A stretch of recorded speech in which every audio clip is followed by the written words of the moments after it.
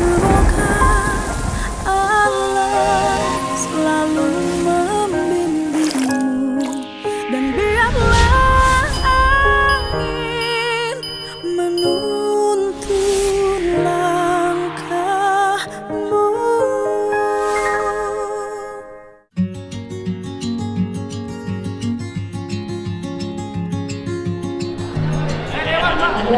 Saya dewan di sini, Pak. Saya dewan sini, Pak. Apa kerja sebagai anggota DPRD? Saya bagaimana saya bisa memperhatikan Bapak pengawas Bapak di sini saya? Kamu tugasnya merhatiin rakyat, Iya, Bapak. bukan merhatiin calon istri terus.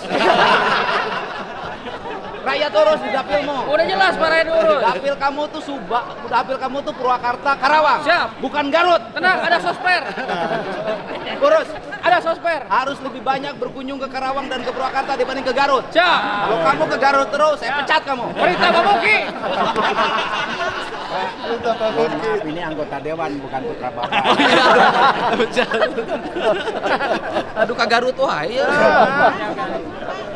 Siapa? Saya tinggal di Subang, Pak. Mantap. Di dapil Bapak, Pak. Siap. Paspor. Punten, mohon maaf Pak, ini anggota Bapak, Pak. Oh, paling rajin. Bukan, jarang ke dapilnya, Pak. Ya, Sejak gimana? saya dapat murid, saya harus bilang paling rajin. Ini jarang ke dapilnya, Pak. Ke Garut terus, Pak. Perluasan dapil. Oh, gitu.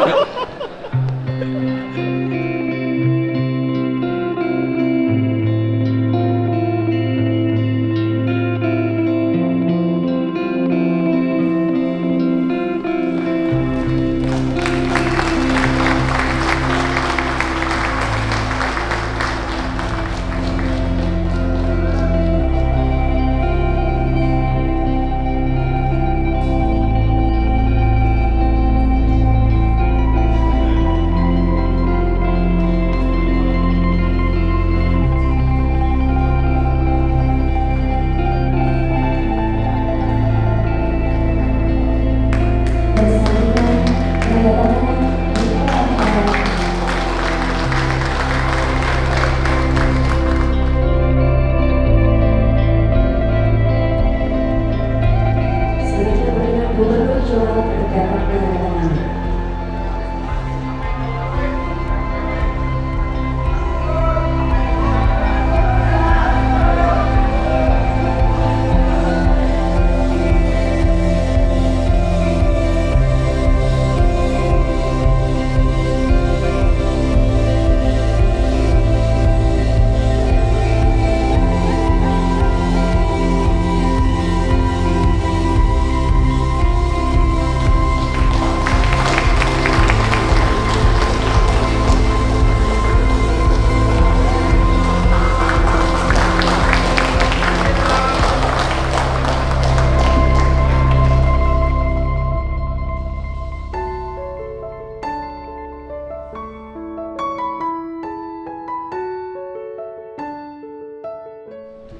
Assalamualaikum warahmatullahi wabarakatuh.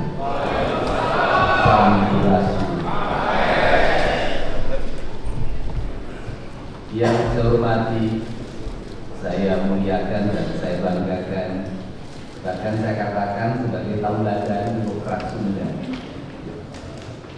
Gubernur Jawa Barat yang ke-17, Bapak Kiai Ma'ruf. Saya memberikan ucapan spesial pada pagi hari ini karena dia sebagai PJ betul-betul memposisikan sebagai PJ, mengatur ritme birokrasi, menata keuangan, kemudian mengantarkan pemimpin baru dengan penuh sukacita dan penuh rasa bahagia. Dan ini pelajaran penting di saat orang hari ini krisis terhadap kejujuran, maka saya berani berkata Pak Bey adalah sosok pejabat yang sangat baik. Bukan hanya jujur keuangan, dia juga jujur pada istri.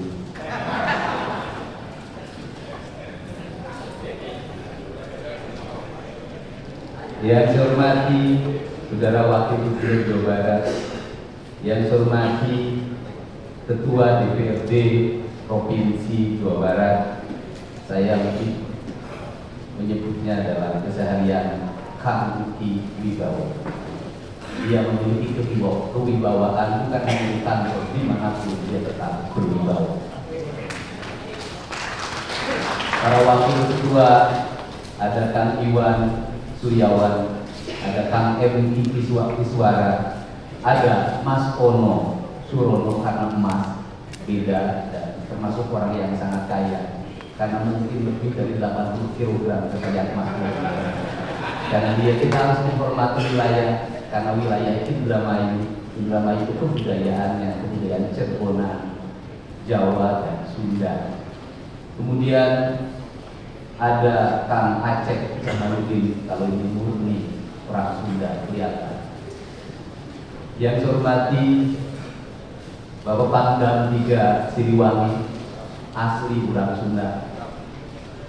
Yang saya hormati Bapak Kapolda Jabar, asli juga orang Tasik. Kemudian yang mewakili Kepala Kejaksaan Tinggi Jawa Barat, kemudian Ketua Pengadilan Tinggi Jawa Barat, kemudian juga yang mewakili Kapolda Metro Jaya. Saya ucapkan terima kasih karena wilayah kita termasuk di dalamnya ada Kota Bekasi, Kabupaten Bekasi, dan Kota Depok. Itu adalah wilayahnya Polda Metro Jaya.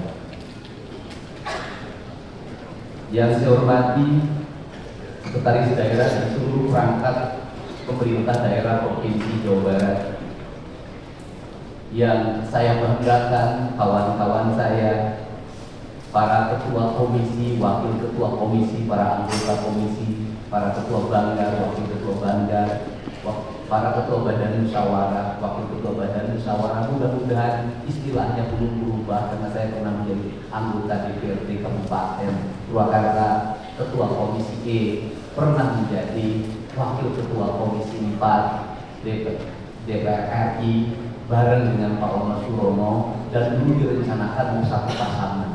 Ternyata nasib yang mengatakan berbeda. Tetapi saya tahu Pak Ono masih sangat mencintai saya hari ini. Bisa terbukti dari postingan-postingan di media sosialnya. Saya bicara jasa, Pak Ono bicara jasa. Yang mungkin tidak akan pernah diikuti adalah saya cari istri, tidak mungkin Pak Ono. Para tamu undangan, hadirin yang berbahagia, hari ini juga yang berbahagia bukan hanya Gubernur Jawa Barat, tetapi juga para bupati dan wali kota. Mudah-mudahan hadir di sini.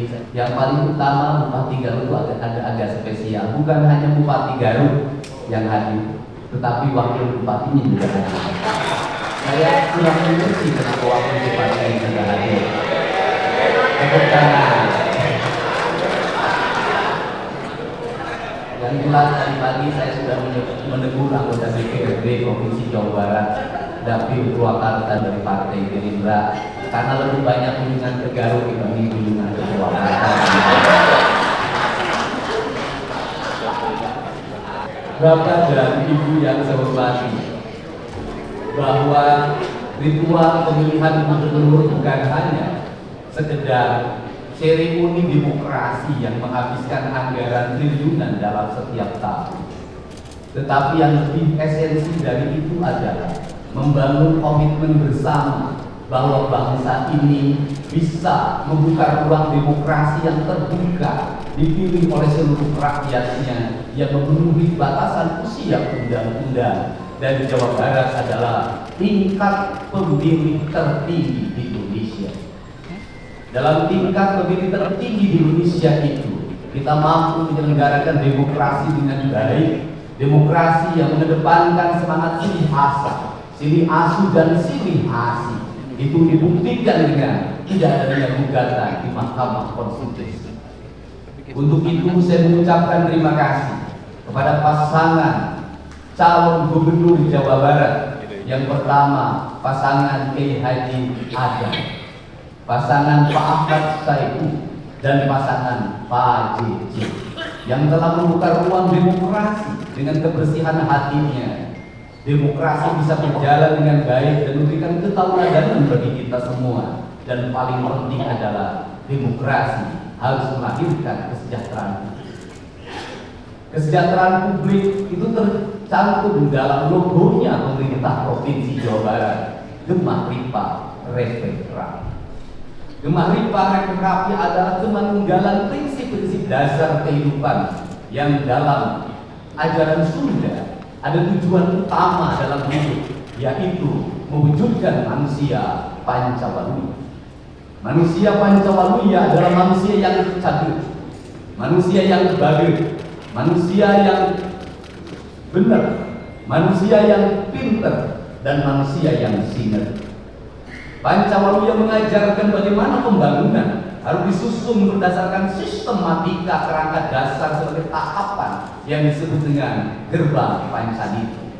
Dalam tahapan itu yang pertama adalah manusia caduc, artinya bahwa kesehatan warga adalah fondamen utama dalam kehidupan kita. Maka pembangunan harus mengarah pada upaya membangun kesehatan. Maka kesehatan memiliki dua variabel. Yang pertama adalah pencegahan, yang kedua adalah pengobatan. Kerangka berpikir kita hari ini teracuni oleh kerangka berpikir materialisme, di mana kesehatan selalu dipahami dengan obat-obatan, kesehatan selalu dipahami dengan alat kesehatan, kesehatan selalu dipahami dengan rumah sakit, kesehatan selalu dipahami dengan dokter yang memberikan resep, dokter yang mengoperasi. Seluruh kerangka itu, kalau terus-terusan itu menjadi tujuan utama dalam pembangunan sampai dunia ini berakhir, kesehatan tidak akan pernah selesai. Kenapa? Kesehatannya bukan berbasis membangun manusia yang sehat, tetapi berbasis proyek kesehatan, berbasis bisnis kesehatan. Kalau kesehatan sudah menjadi proyek kesehatan dan bisnis kesehatan, maka Pancasila yang kita agung-agungkan sudah terdegradasi dalam materialisme, di mana manusia boleh mengeksploitasi orang lain demi kapitalisasi yang dimilikinya, di mana manusia boleh memiskinkan orang lain demi perusahaan yang mendapat keuntungan. Kalau kita konsisten pada konsep Pancasila, pada konsep sini asas, sini asis, sini asuh, maka kesehatan bukan hanya pengobatan, tapi kesehatan membangun manusia yang sehat, dimulai dari pola hidup yang sehat. Maka pola hidup yang sehat harus dimulai dari mana? Negara harus berkomitmen untuk menciptakan iklim yang sehat, membangun tata ruang yang baik, menjaga mata air, menjaga aliran air, menjaga sanitasi lingkungan, menjaga udaranya, menjaga seluruh alam semestanya dengan konsep papat kalimat panca, dengan konsep Tritantu di Juanda yang saya sampaikan dalam debat-debat terbuka. Karena itulah yang diajarkan oleh leluhur kita, sehingga ketika saya mengatakan bahwa pembangunan di Jawa Barat itu harus kembali pada pembangunan yang berdasarkan asas-asas ajaran leluhur, sesungguhnya bukan klinik, sesungguhnya bukan mistik, tetapi sesungguhnya sebuah pengetahuan metafisika, sebuah pengetahuan tentang alam raya, tentang manusia membangun hubungan dengan alam dan seluruh semestanya yang disebut dengan kemanunggalan. Itulah konsep asasi tentang jati diri bangsa yang sudah. Untuk itu turunannya seperti apa?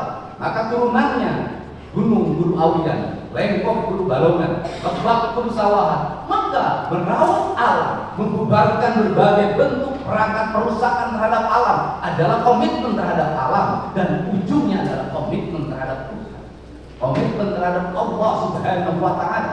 Bagi saya tidak berarti penyembahannya pada Allah kalau tangannya mengeruk kekayaan alam, menghancurkan ekosistem, menghancurkan ekologi, membuat kerusakan bagi orang lain, melahirkan penderitaan bagi orang lain. Bagi saya bertuhannya adalah bertuhan bohong.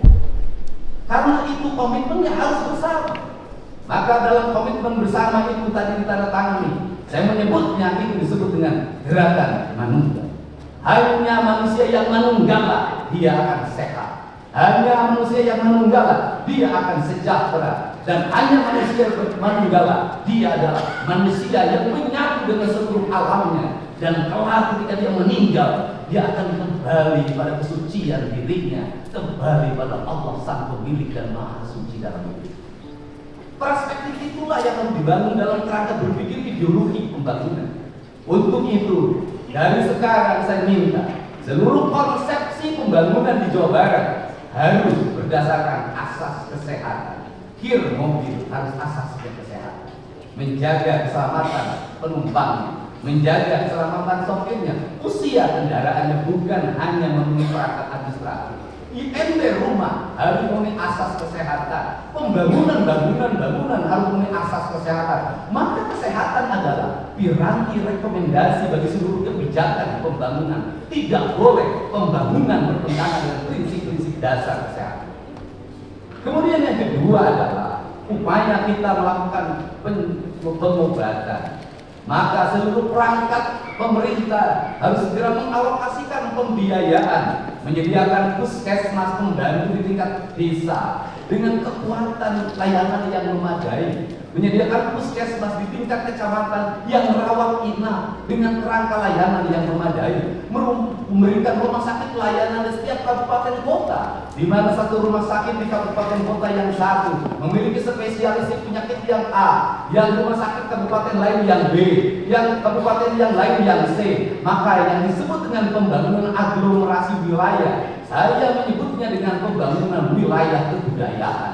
Dulu pemerintah kolonial menyebutnya ekskersidenan. Maka di ekskersidenan itulah harus tumbuh rumah sakit kabupaten kota yang satu sama lainnya saling mengisi, yang satu unggul di paru-paru, yang lain unggul di kanker, yang lain unggul di bedah saraf. Maka investasi negara, investasi pemerintah provinsi harus mengarah pada itu. Apa yang menjadi kebutuhan publik? Maka awal yang harus dilakukan adalah membuat audit kesehatan bagi seluruh warga Jabar, sehingga kita tidak salah dalam merencanakan alat kesehatan, tidak salah dalam membeli obat. Untuk apa? Agar sesuai dengan culture-nya. Apa yang terjadi di Jawa Barat hari ini? Ketika orang Garut dipatok ular, maka serumnya tidak ada di puskesmas.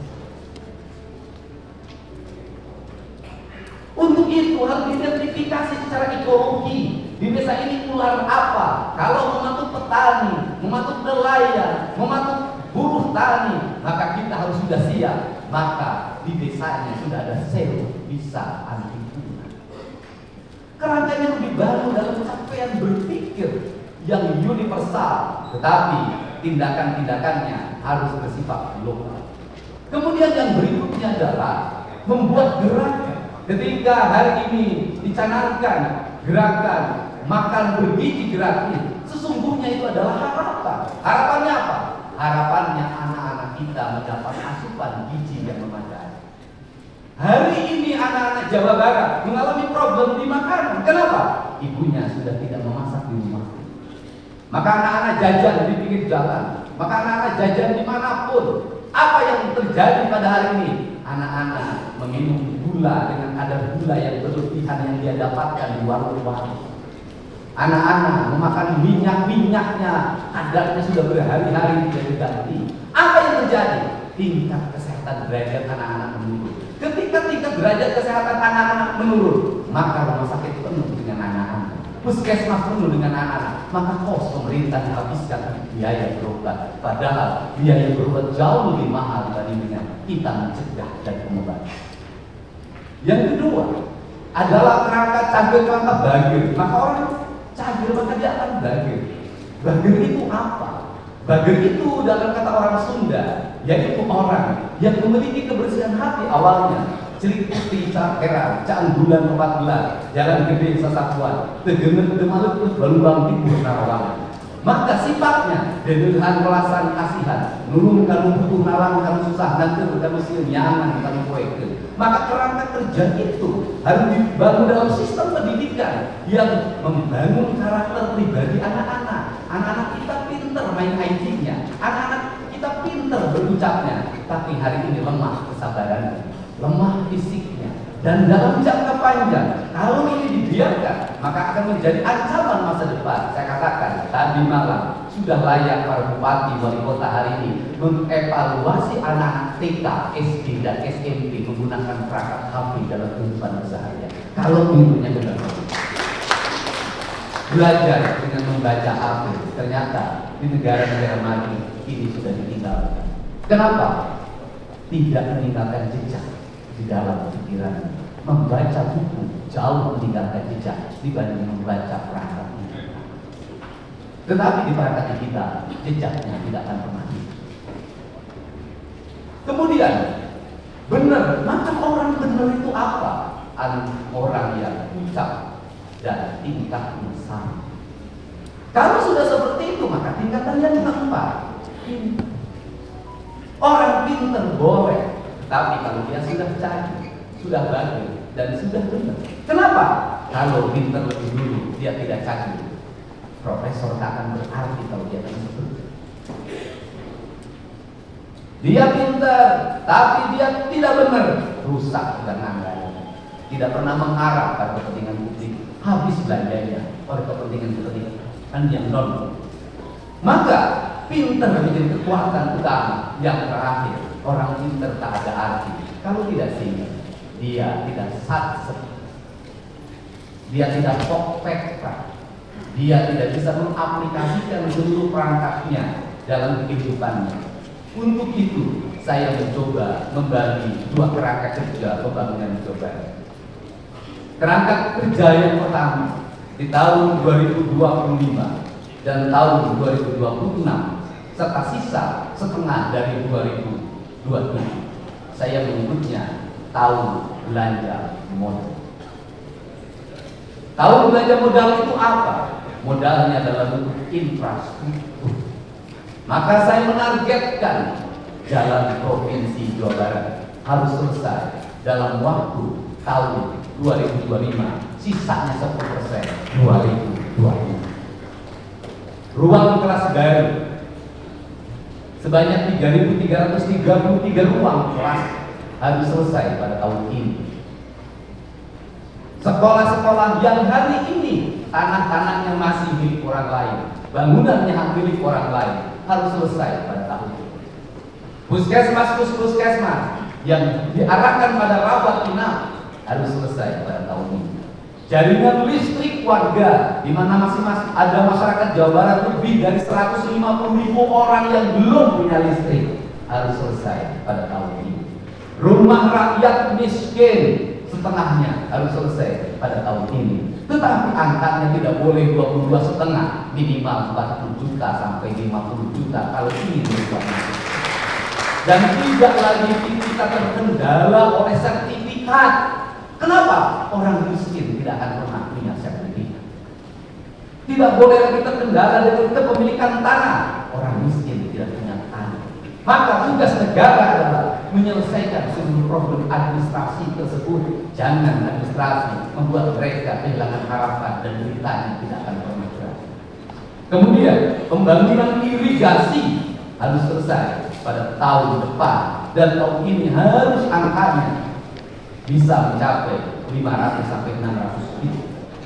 Kemudian pembangunan kepentingan yang lain, pasar. Kemudian pembangunan yang lain yang menjadi kebutuhan publik. Maka kita harus mencoba menginvestasikan. Kalau ingin investasi, maka pembangunannya harus berkualitas. Lebih baik membangun jalan yang berumur 20 tahun daripada membangun jalan yang berumur 2 tahun. Kenapa? Karena nanti balik kembali lagi kita tidak akan pernah selesai. Untuk itu tidak bisa provinsi saja, harus terintegrasi dengan kabupaten, harus terintegrasi dengan kota, harus terintegrasi dengan desa.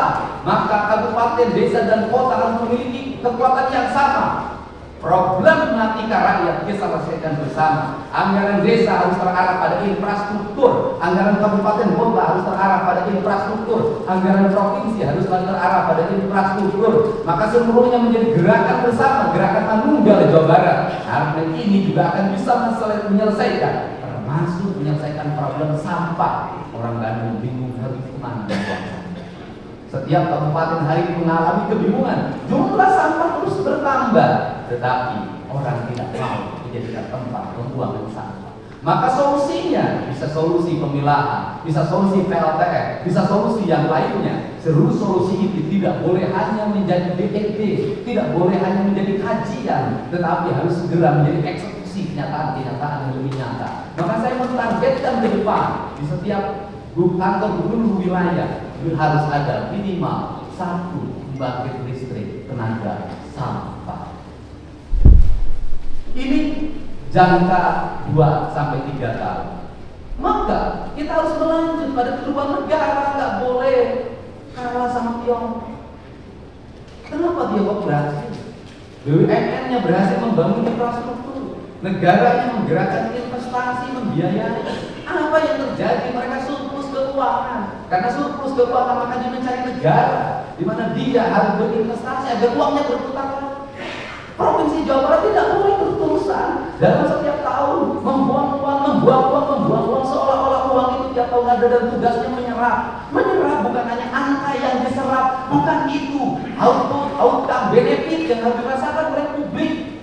Gak boleh begitu lagi. Karena itu di 2026, 2027, 2028, 2029 kalau infrastruktur sudah selesai, kalau kewajiban pemerintah provinsi sudah selesai, uangnya memiliki kecukupan, maka kita harus mulai berinvestasi fiskal. Investasinya tidak boleh lagi dalam BUMD yang kemudian BUMD itu menahan dividennya dan dikatakan rugi terus dalam setiap tahun. Saya tidak mau menjadikan badan usaha milik daerah menjadi tempat menyimpannya tim sukses. Tidak akan ada pemerintahan. Kenapa? Kalau negeri ini dibagi pada tim sukses, maka negeri ini tidak akan pernah berakhir. Tahun ini, tahun depan lagi ini kapan kita ini? Dan negeri ini negeri balas dendam. Tetapi BUMD saya akan lakukan apa? Audit investigatif. Agar apa? Agar bisa ditemukan bekerjanya baik, kreditor, punya untung atau buntung terus. Kalau buntung terus, ngapain? Jadi pengangguran habisin duit APBD. Tutup. Kita arahkan apa? Investasi pada BPD yang sehat di kabupaten kota dan kecamatan yang sehat. Agar apa? Agar uang provinsi bisa diserap oleh masyarakat yang jujur. Kita tingkatkan lagi investasi di Bank Jabar walaupun sudah terbuka. Dan Bank Jabar harus mengalami efisiensi. Efisiensi apa? Struktur jabatannya jangan terlalu banyak. Jumlahnya sedikitkan. Untuk apa? Karena Bank Jabar itu nggak usah pakai struktur banyak, sudah cukup. Pelanggannya ASN, anggota DPRD, bupati dan wali kota, termasuk mungkin saya nanti. Nah, kenapa? Kalau seperti itu, maka kalau jumlahnya sedikit, untuk apa?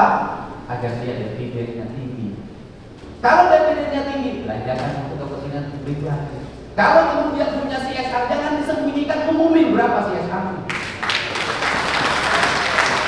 Dan saya yang merencanakan CSR pada tahun 2025 untuk pembangunan sekolah.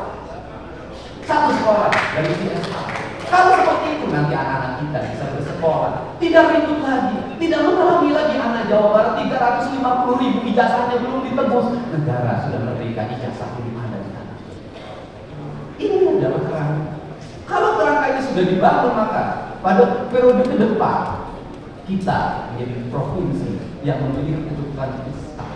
Kalau sudah punya kecukupan fiskal, kalau provinsinya misalnya nanti ada BUMN yang profesional, bisa dikelola dengan baik, bisa jadi dia bangun jalan di provinsi lain, bisa jadi dia bikin stasiun kereta api di provinsi lain, bisa jadi dia bangun apa di provinsi lain. Kenapa? Duitnya menyebar ke tempat lain. Kita punya kecukupan.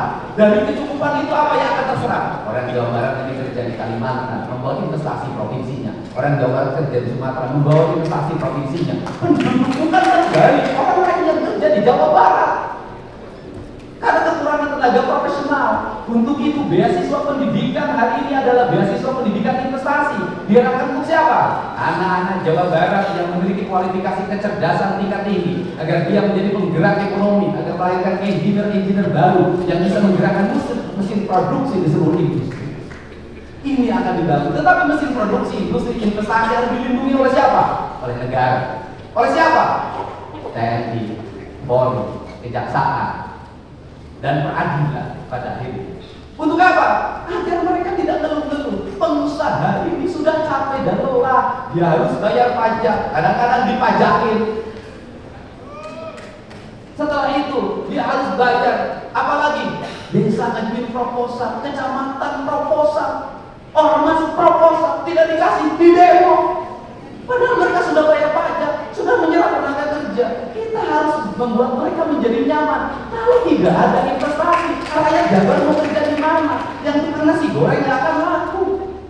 Untuk itu maka saya berani mengalokasikan pembiayaan dari provinsi untuk apa? Membangun ketenangan dan ketertiban di masyarakat Jawa Barat. Harga ketenangan kita semua.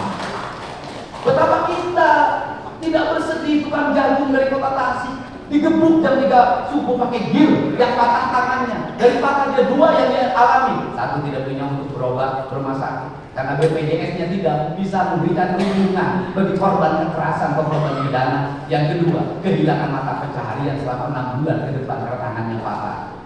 Rakyat negara harus hadir, tidak boleh lagi terjadi seperti itu. Dan saya, pemerintah Provinsi Jawa Barat, bersedia mengeluarkan uang berapapun demi ketenangan rakyat Jawa Barat. Kerangka dasar inilah yang harus dibuat ke depan.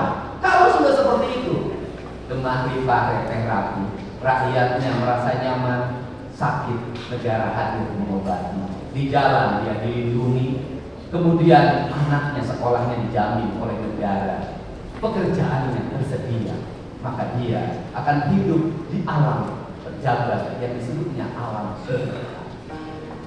Maka klaim kita sebagai provinsi religius bukan hanya religius ritualitas, tetapi secara substantif religius membangun ketenangan, kenyamanan bagi seluruh warga. Inilah kerangka pikir kita tentang pembangunan dan seluruh kerangka pikir itu. Maka kita masuk dalam wilayah politik administratif. Politik administratif yang pertama memerlukan para abdi negara yang jenius, yang pokok, yang dimana tunjangan kinerjanya harus melahirkan kinerja, bukan melahirkan foto-foto selfie. Tunjangan kinerjanya harus untuk melahirkan produk output dan outcome, tidak punya hanya sekedar aksesoris sebagai abdi negara yang berbasis digital. Yang kedua, saya pun memerlukan kerjasama dengan jajaran TNI, Polri, Kejaksaan, dan Kepolisian. Kita juga memerlukan kerjasama dengan seluruh tokoh masyarakat, tokoh ulama. Kita juga memerlukan kerjasama dengan mitra pemerintah Provinsi Jawa Barat, DPRD Provinsi Jawa Barat. Kita ini berlaku secara terbuka dan saya yakin setiap anggota DPRD berpolitiknya adalah keberlanjutan, terpilih lagi pada periode ke depan. Dan saya meyakini yang ada di sini nanti terpilih lagi dan mungkin masih deklarasi dan mungkin jadi bupati wali kota asal jangan yang gubernur. Untuk itu saya mohon dengan sangat terimalah berbagai pikiran gagasan saya yang out of the box ini, yang lahir dari hati, lahir dari kecintaan dan jiwa, yang ingin orang Sunda, orang Jawa punya martabat di depan orang lain. Kita tidak mau menjadi provinsi yang dihinakan.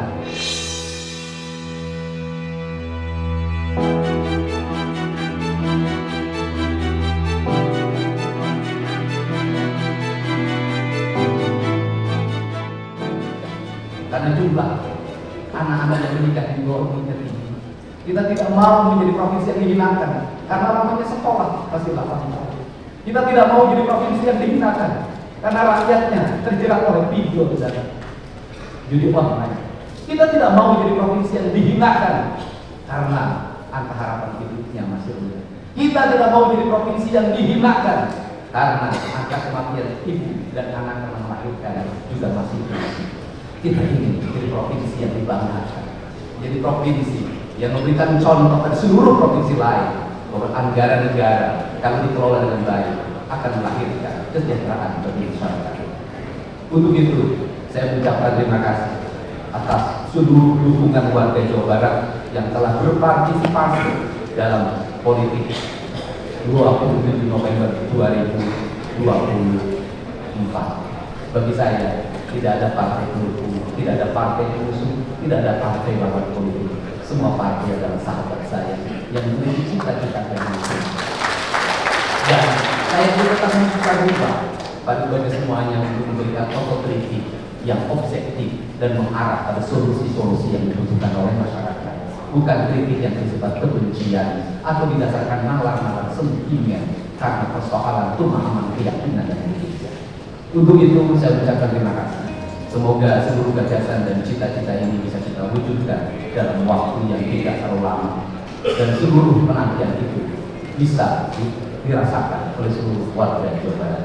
Saya mohon maaf pada semuanya apabila ada ucapan dan tingkah laku saya yang sering kontroversial yang menimbulkan keriuhan di media sosial, tetapi tidak akan pernah ada ajarnya pisau kalau tidak pernah berasap dalam setiap hari. Pisau yang tidak berasap dia akan berkarat dan akhirnya tidak berhasil. Untuk itu saya ucapkan terima kasih. Lembur di Kudus, kota di Tata Jawa Barat istimewa. Wallahumma fiqh lakwani korupsi. Assalamualaikum warahmatullahi wabarakatuh. Sampurasun. Sekali merdeka tetap. Sekali merdeka tetap. Sekali merdeka tetap.